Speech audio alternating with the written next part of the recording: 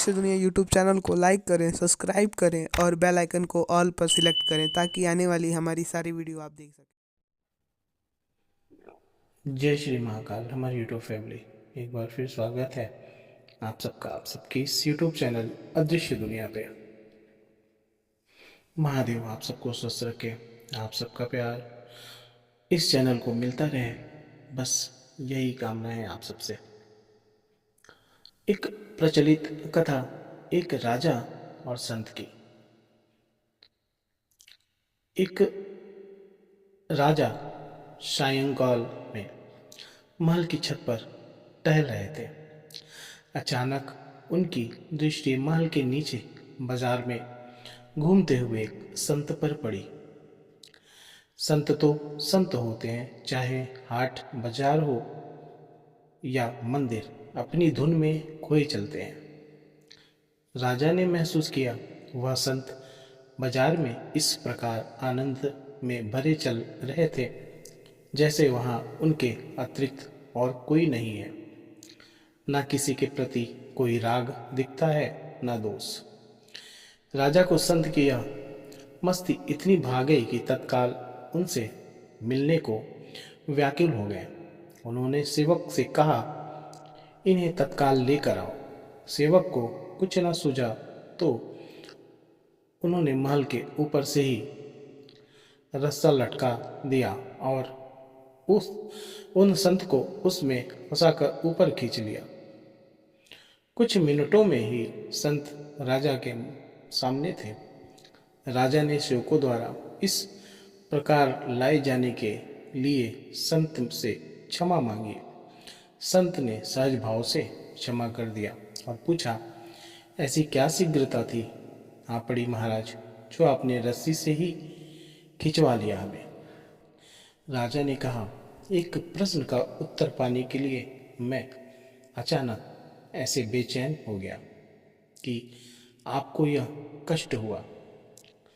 संत मुस्कुराए और बोले, ऐसी व्याकुलता थी, अर्थात कोई गुण प्रश्न है, बताइए क्या प्रश्न है। राजा ने कहा, प्रश्न यह है कि भगवान शीघ्र ही कैसे मिले।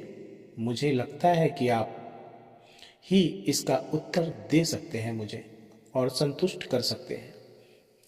कृपया मार्ग दिखाएं।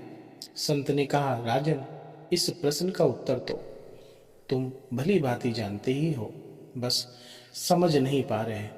दृष्टि बड़ी करके सोचो और तुम्हें पल भर में उत्तर मिल जाए।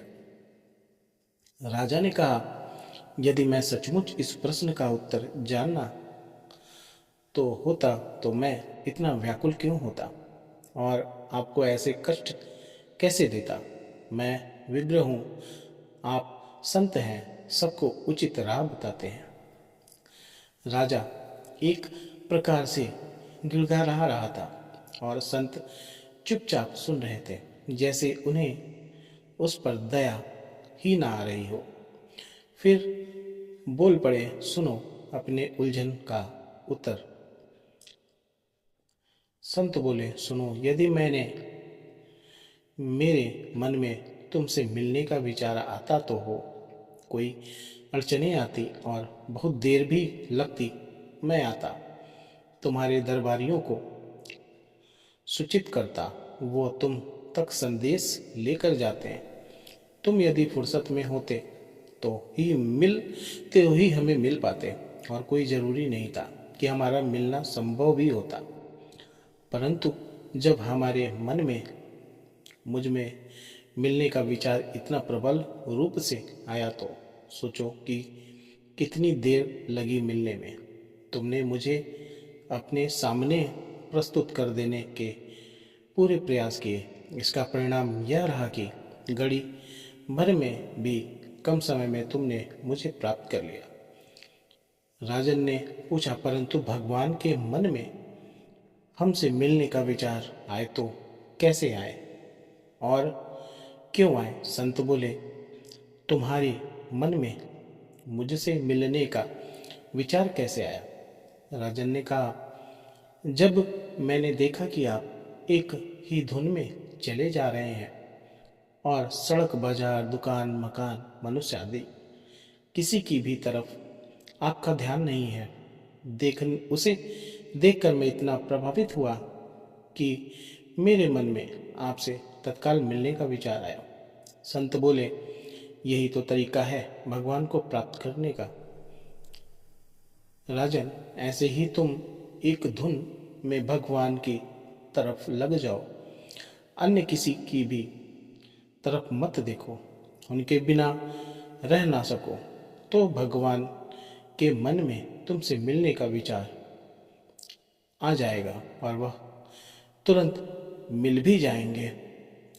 यह एक संत और भगवान के बीच बातें हैं जो संत और भगवान को पाने की जिज्ञासा मन में लिए अगर हम ऐसा करते हैं तो अवश्य ही प्रभु कृपा और दिव्य शक्तियों की कृपा मिलेगी।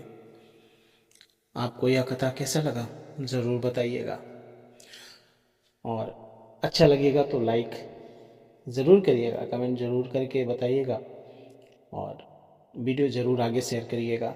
महादेव आप सबको स्वस्थ रखे। जय श्री महाकाल, जय माता।